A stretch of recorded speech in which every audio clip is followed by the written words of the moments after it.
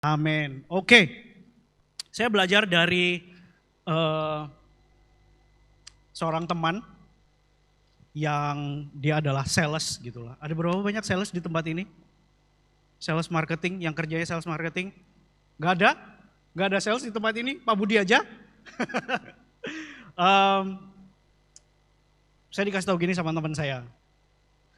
You cannot sell what you don't believe. Anda nggak bisa jual apa yang nggak Anda percaya. Orang-orang sales yang efektif adalah orang-orang sales yang percaya sama apa yang dia jual. Hari ini saya ajak kita semua untuk ajak orang ke gereja intinya ya.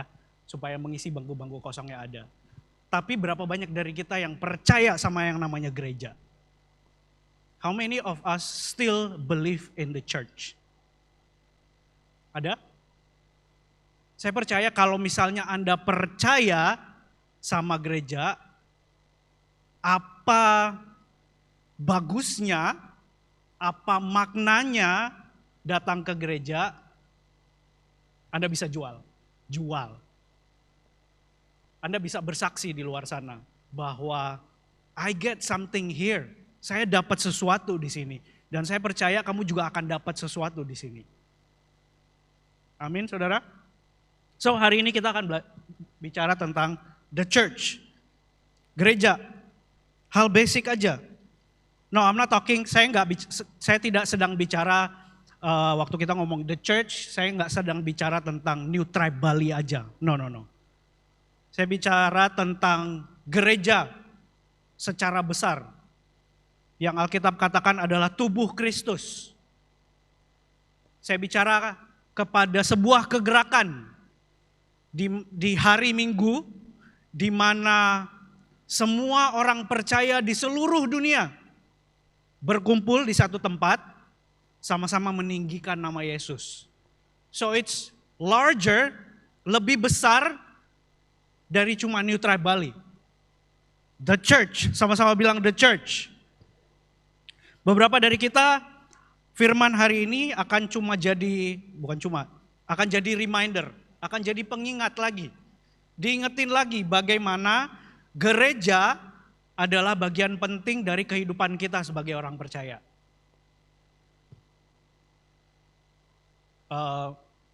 Dulu saya main musik di kafe-kafe gitu, saudara. Ada satu band, waktu itu saya pernah main masih umur berapa ya, kayak baru-baru lulus SMA gitu. Diajak main band di kafe di Legian, main blues. Vokalisnya dari Amerika. Setiap kali saya diperkenalkan, kan biasanya pas lagi ngeband, ngegig gitu, tuh dikenalin satu-satu ya. Pada bass gitu, pada gitar, namanya siapa gitu. The lead vokalisnya ini selalu memperkenalkan saya dengan nama, perkenalkan di posisi drummer gitu. This is Victa, he's the church drummer boy. Anak drummer gereja katanya. Dan dia bilang begitu karena saya kasih tahu waktu dia tanya, kamu belajar main drum di mana? Belajarnya di gereja gitu. So I was always introduced as a church drummer boy. Waktu itu dengernya agak ngerasa kayak ejekan gitu, insult. Gak keren gitu. The church drummer boy title was not a cool title for me. Karena agak cupu aja, yang lain tuh wah gimana, professional keyboard player or yang jam terbangnya lebih tinggi. Aku diintroduce jadi the church drummer boy, agak cupu aja kedengarannya. But the more I understand, jati diri saya tumbuh besar di gereja dan apa maknanya jadi church boy or church drummer boy. I can be proud. You can call me the church drummer boy. Karena saya tahu bahwa gereja yang jadi bagian dari jati diri saya adalah sesuatu yang besar. Bukan kaleng-kaleng. Gereja adalah gerakan yang besar yang harusnya bisa bawa dampak di dunia. Waktu itu saya nggak ngerti. Jadi saya nggak bangga. Tema kita tahun ini apa saudara? Ada yang masih ingat? Know it, live it. Kalau Anda ngerti, Anda akan bisa hidupi. Kita akan sama-sama belajar dan mengerti hari ini. What the church means. Apa artinya gereja. Boleh kita doa sekali lagi? Mari tunduk kepala. Roh Kudus, aku berdoa Tuhan, Engkau yang singkapkan kebenaran-Mu buat anak-anak-Mu hari ini, buat kami mengerti lebih dalam tentang gereja-Mu. Di dalam nama Yesus kami berdoa, haleluya. Amin, amin. Saudara, hal pertama yang saya mau katakan sama kita bahwa church, gereja itu hal yang penting buat Yesus. Church is important for Jesus. Why? Kenapa sih gereja itu penting buat Yesus? Dan ini penting kita ketahui kenapa? Karena kita orang-orang yang bilang kita mengikut Yesus. Jadi kita harus tahu apa yang penting bagi Yesus. Hal pertama kalau misalnya Anda mau catat, silakan catat. Jesus built the church. Tuhan Yesus yang membangun gereja. Harus dipahami ya, Tuhan Yesus yang membangun gereja. Dari Matius pasal 16 ayat 18. Dan aku berkata kepadamu, engkau adalah Petrus, dan di atas batu karang ini aku akan mendirikan jemaatku, dan alam maut tidak akan menguasainya. Dalam bahasa Inggris dikatakan, and upon this rock I will build my church, and all the powers of hell will not conquer it. Yang pertama saya mau kita pahami sama-sama, Yesus yang membangun gereja, not us, bukan kita. Yesus yang membangun gereja, bukan kita. Terus pastor, kalau Yesus yang membangun gereja, tugas kita ngapain dong? Gitu. Tadi kita udah sama-sama doakan bersama. Tugas kita bawa Yesus ke sini. Tugas kita ninggiin Yesus di sini. Tugas kita memberitakan Yesus di sini. Karena siapa yang membangun gereja? Yesus yang membangun gereja. Bukan kita. Sampai sini paham ya? Baru poin pertama, anyway, masih cerah ininya, otaknya. Jesus built the church. Yang kedua, saya mau kita sama-sama pahami, kenapa gereja itu penting untuk Yesus? Karena dia mati buat gereja. Jesus died for the church. Minggu depan kita akan sama-sama rayakan Paskah. Tanggal 29 hari Jumat adalah Jumat Agung. Saya rasa baik untuk kita mengerti salah satu alasan kenapa Yesus mati di kayu salib. Dalam kitab Efesus pasal yang kelima dikatakan begini, karena suami adalah kepala istri sama seperti Kristus adalah kepala jemaat. Dialah yang menyelamatkan tubuh. Karena itu sebagaimana jemaat tunduk kepada Kristus, demikianlah juga istri kepada suami dalam segala sesuatu. Ada amin suami-suami? Cepat kalau gitu ya. Ayat yang ke-25, hai suami, kasihilah istrimu. Ada amin istri-istri? Kasihilah istrimu sebagaimana Kristus telah mengasihi jemaat dan telah menyerahkan dirinya baginya untuk menguduskannya, sesudah itu ia menyucikannya dengan memandikan dengan air dan firman, supaya dengan demikian ia menempatkan jemaat gereja di hadapan dirinya dengan cemerlang tanpa cacat atau kerut atau yang serupa itu, tetapi supaya jemaat kudus dan tidak bercela.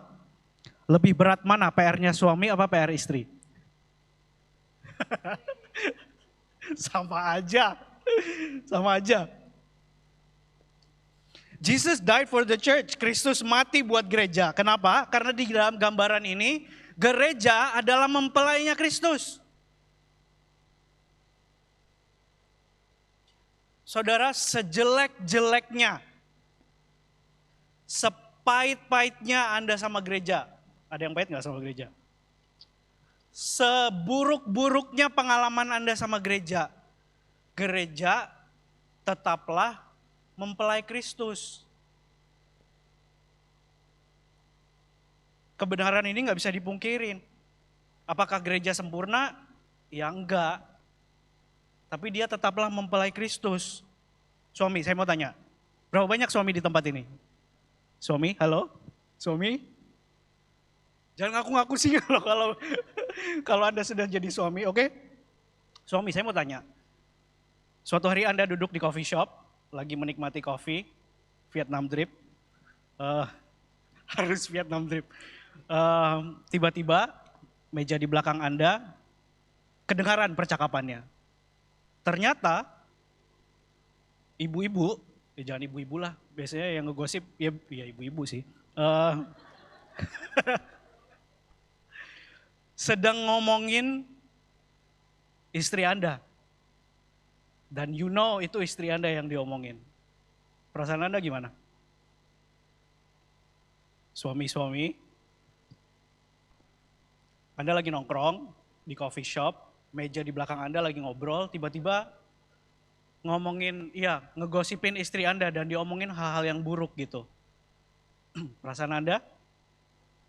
Ikut, masa sih Bu? Begitu ya Bu ya gitu. Karena makin digosok makin sip gitu ya. Oke.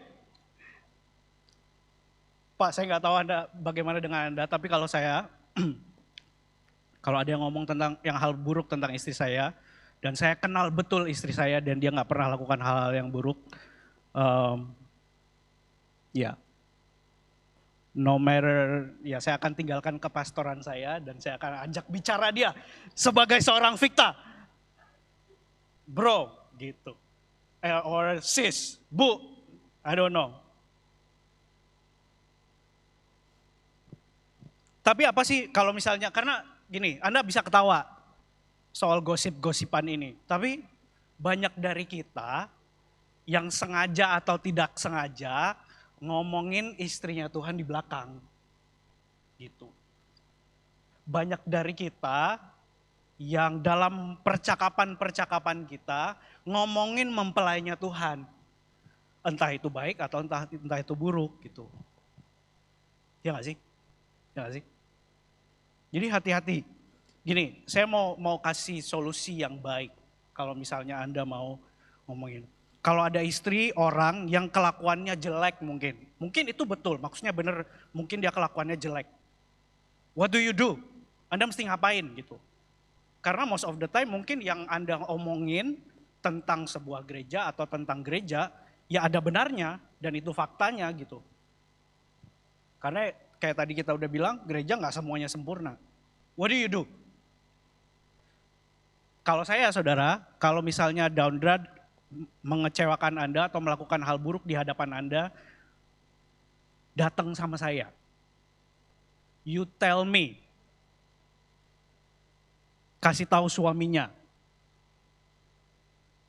Jangan kasih tahu di belakang suaminya. No. Kasih tahu suaminya.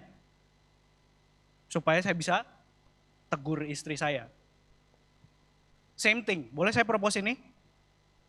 Kalau gereja menyakiti Anda atau berbuat jelek dalam kehidupan Anda, atau sejelek apapun itu gereja di mata Anda, datengin suaminya. Bilang sama suaminya, istri lu kacau gitu. Bahasanya udah sampai segitu ya.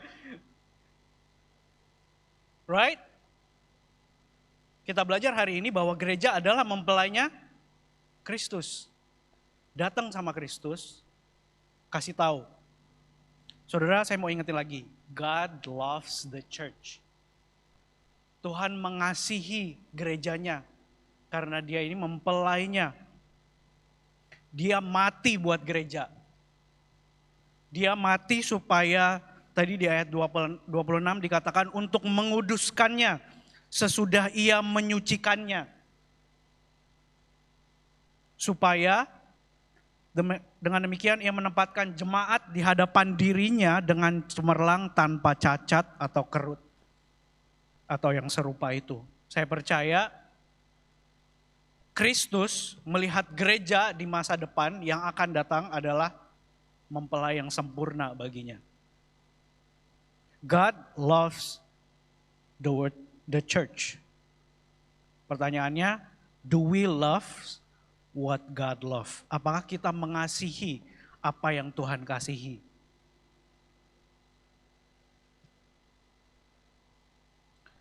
Jesus built the church, Jesus died for the church.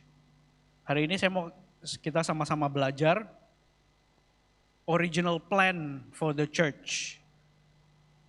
Gambaran utama atau pengertian yang sebenarnya tentang gereja itu seperti apa?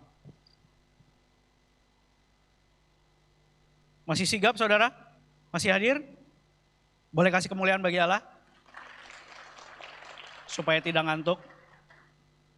Dalam Matius 16 ayat yang tadi kita sudah baca di awal, Matius 16 pasal 18, waktu dia bilang, aku akan mendirikan jemaatku. Yesus katakan itu kepada Petrus ya. Aku akan mendirikan jemaatku. Disinilah pertama kalinya kata gereja, church yang kita tahu sekarang dimention oleh Yesus. Bahasa aslinya adalah eklesia. Ada slide-nya nggak? Eklesia yang berarti perkumpulan orang yang dipanggil keluar dan dikhususkan. Perkumpulan orang yang dipanggil keluar dan dikhususkan. Hal yang pertama, original plan of the church adalah ini saudara. Church is the people. Gereja adalah, lagu sekolah minggu lagi nih. Gereja bukanlah gedungnya dan bukan pula menaranya. Bukalah pintunya, lihat di dalamnya, gereja adalah orangnya. Church is the people. Dari kata asli tadi kita sudah lihat bagaimana Yesus present the church. Aku akan membangun eklesiaku. Perkumpulan orang-orang yang dipanggil keluar dan dikhususkan. Gereja ini inisiatifnya Tuhan saudara. Yesus yang pertama kali nyebut. Jadi bukan ide kita. Idenya Yesus. Yesus tahu bahwa bait suci waktu itu, bait Allah sebagai tempat Allah berdiam hanya bersifat sementara. Bait Allah yang sudah turun-temurun di budaya orang Israel, sifatnya hanya sementara. Itu sebabnya dia datang ke dunia dan present ide yang baru tentang gereja, eklesia. Saudara, pada saat Yesus mati, dikatakan di Alkitab, tabir bait suci terbelah dua. Tabir bait suci kalau di perjanjian lama adalah tempat pembatas antara ruang maha kudus di mana hadirat Tuhan itu hadir sama orang gitu ya, jemaat. Itu alasan kenapa Tuhan Yesus mati menebus kita. Supaya tidak ada pembatas antara Allah dan jemaatnya. Dalam 1 Korintus 3 ayat 16 dikatakan, tidak tahukah kamu bahwa kamu adalah bait Allah dan bahwa roh Allah diam di dalam kamu. Jika ada orang membinasakan bait Allah, maka Allah akan membinasakan dia. Sebab bait Allah adalah kudus dan bait Allah itu ialah kamu. This is the church. Orang-orangnya. Coba kasih tahu teman sebelahnya, bilang you are the church. Kamu gereja. Kamu bait Allah. Masing-masing dari kita adalah sekarang bait Allah. Bait Allah adalah tempat di mana roh Allah berdiam. Jadi kalau gereja adalah kita, roh Allah ada di mana? Di dalam kita. The moment you receive Jesus, pada saat Anda menerima Yesus sebagai Tuhan dan Juru Selamat, you are part of the church. Anda sudah menjadi bagian dari gereja. By the way, tadi sudah diumumkan saudara ya, minggu depan kita akan ada baptisan khusus. Baptisan Easter Sunday. Kalau misalnya ada dari Anda yang belum dibaptis mungkin, atau ada keluarga, teman, kenalan yang belum dibaptis, silakan ajak minggu depan baptis sama-sama di sini. We get to witness, kita akan sama-sama menyaksikan bagaimana gereja-gereja baru dibuka. Kita akan mengadakan pembukaan gereja berarti minggu depan. Karena the moment you receive Christ, the moment pada saat Anda menerima Yesus, Roh Allah turun ke atasmu, berdiam di atasmu sehingga engkau jadi bait Allah. Church is the people. Sama-sama bilang church is the people. Gereja adalah orangnya. Yang kedua, church is the place. Gereja adalah tempatnya juga. Ini jarang banget kita omongin. Karena yang kita mengerti biasanya, yang kita belajar adalah ya gereja adalah orangnya. You are the church, we are the church, kita adalah bait Allah. Makanya kadang ada komentar bahwa sebenarnya pastor saya nggak usah ke gereja, saya di rumah aja ya nonton ibadah via YouTube gitu. Kan bait Allahnya adalah saya. Sering dengar saudara? Ya?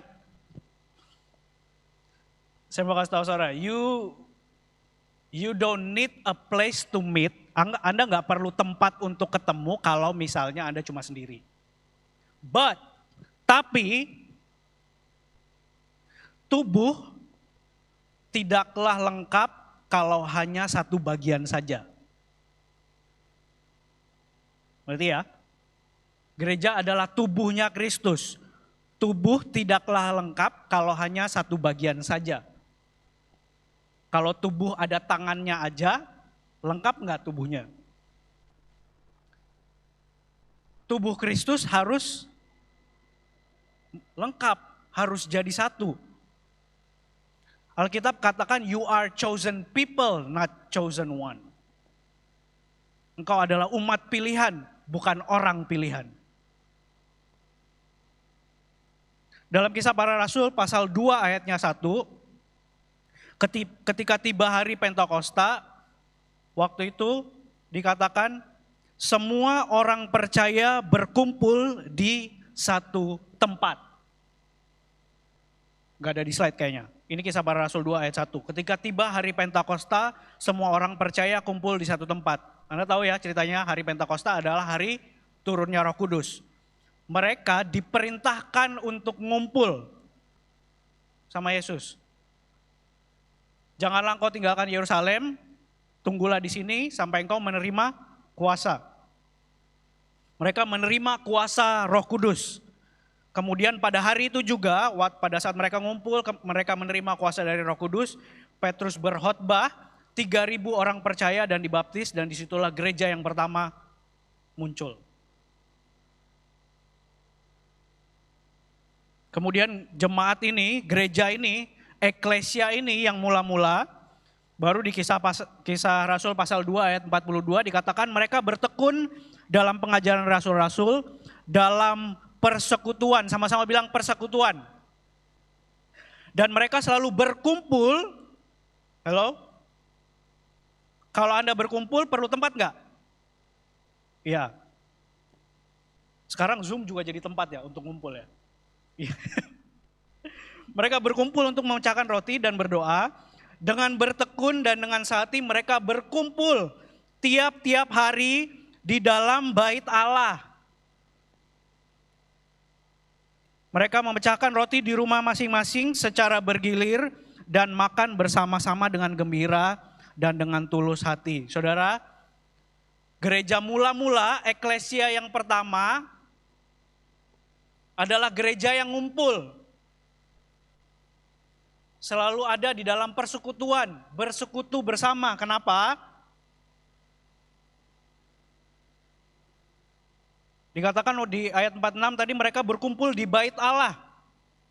Bahasa aslinya Beth atau bait yang kemudian di perjanjian baru jadi sinagog atau sinagoge.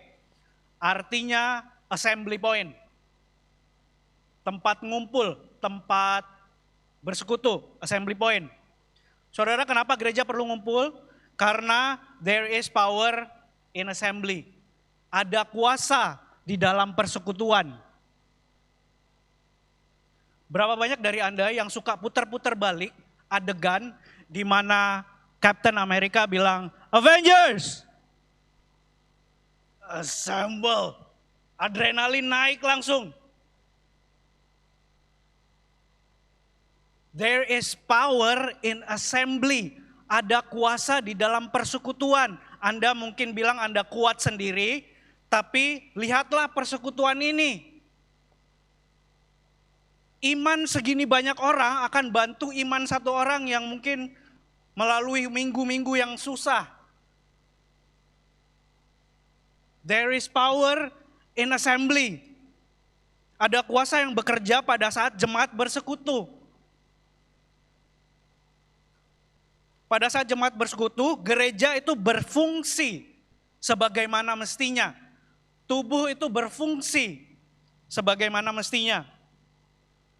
Gereja ngumpul untuk saling berdoa, gereja ngumpul untuk saling ngajar, gereja ngumpul untuk saling menguatkan.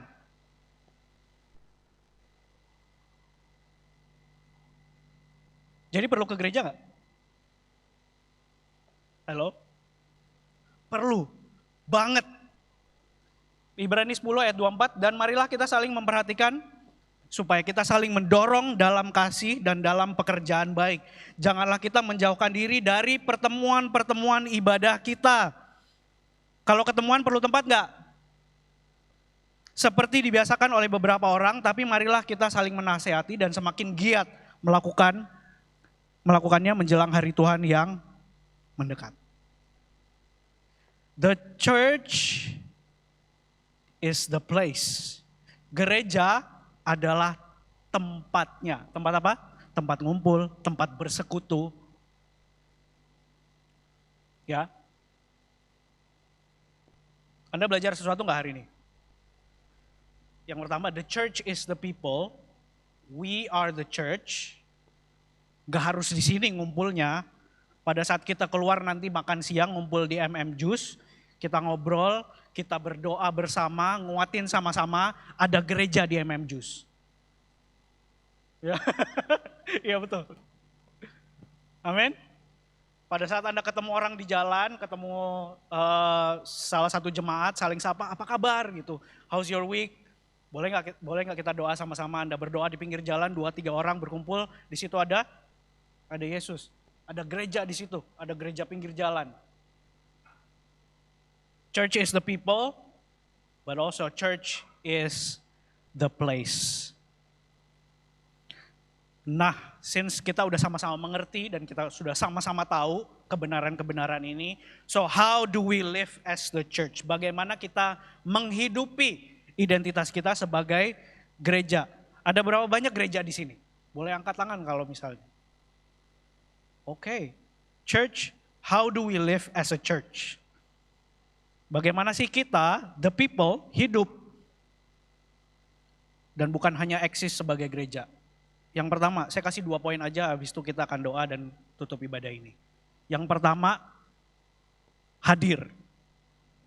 Sama-sama bilang hadir. Hadir, kata kerja, bukan pelawak ya. Hadir. Cuma beberapa yang tahu. Cuma beberapa yang tahu. Generasi ini nggak tahu pelawak namanya. Ya. Hadir. Hadir dalam persekutuan, hadir dalam pertemuan doa, hadir dalam connect group, hadir pada saat ada yang membutuhkan doa, hadir. Hadir bukan sekedar muncul ya, ada bedanya between present and attend. Hadir dan nongol itu beda. Kalau Anda hadir, Anda engage. Your whole being ada di situ. Kemarin saya share ini juga di Creative Worship Team. Kalau misalnya Anda duduk dengan orang, tapi mata Anda ke HP, you're not present. Anda nggak hadir untuk orang itu. Anda hadirnya untuk orang yang lagi ada di HP Anda. Sama-sama bilang hadir. Saya percaya saudara, God is present where I am present. Tuhan itu hadir pada saat saya hadir. And this is how we bring presence of God di dalam kehidupan kita. Hadir. Yang kedua, commit. Worship team boleh naik? Udah penutup? Sama-sama bilang commit. Take participation. Berpartisipasilah, get involved. Tadi udah diumumin juga ya, akan ada ministry booth di depan, nanti silakan mendaftar untuk ministry registration. Berpartisipasilah, wow jadi ini beribet. Berpartisipapilah loh. Participation, involve, take ownership. Gimana caranya kita take ownership? Saya mau tes ini, cobain deh. Anda pernah undang teman ke rumah? Pernah undang teman ke rumah? Pada saat Anda undang teman ke rumah, Anda ngapain di rumah? Bersih-bersih. Anda mau make sure rumah Anda rapi, rumah Anda kelihatan seperti rumahnya orang yang OCD, benar ya? Supaya pada saat teman Anda datang, nyaman di situ, betul? So I want to challenge you, undang temannya ke sini, Anda akan pastiin rumah ini rapi dengan segala sesuatunya, segala hal yang bergerak di dalamnya rapi supaya teman Anda nyaman. Take ownership. Kemudian dalam commit juga invest. Taruh dan tabur sesuatu. Entah itu waktu, uang, tenaga, tabur sesuatu. Sebagai tanda komitmen Anda. Saya percaya saudara, purpose, tujuan dalam kehidupan kita are discovered where I commit. Tujuan dalam kehidupan saya dapat saya temukan di tempat di mana saya komit. Sama-sama bilang hadir, komit. Hadir dan komit aja.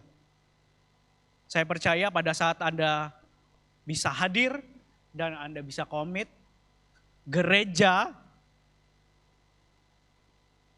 bisa meet the full potential, bisa berfungsi dengan baik sebagaimana mestinya. Apakah siap saudara sebagai gereja Tuhan? Supaya tubuh Kristus ini benar-benar bisa bawa dampak.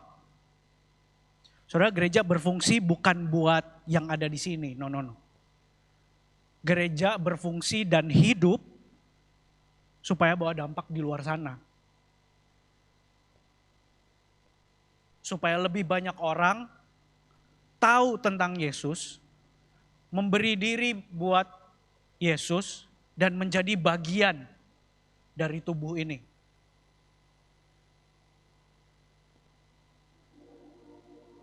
Boleh saya undang kita bangkit berdiri?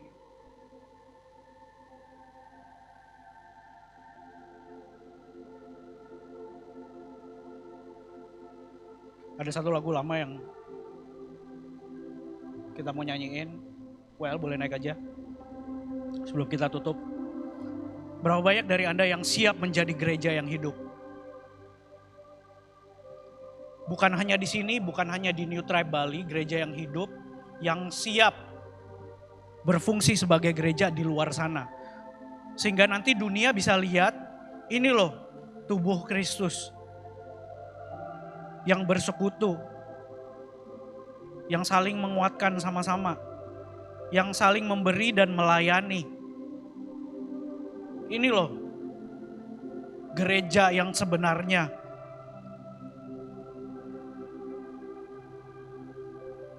Saya berdoa hari ini kita bisa memperbaiki nama baik gereja. Memberikan arti yang baru kepada gereja Tuhan. Gereja yang dikasihinya, gereja yang dia mati untuknya.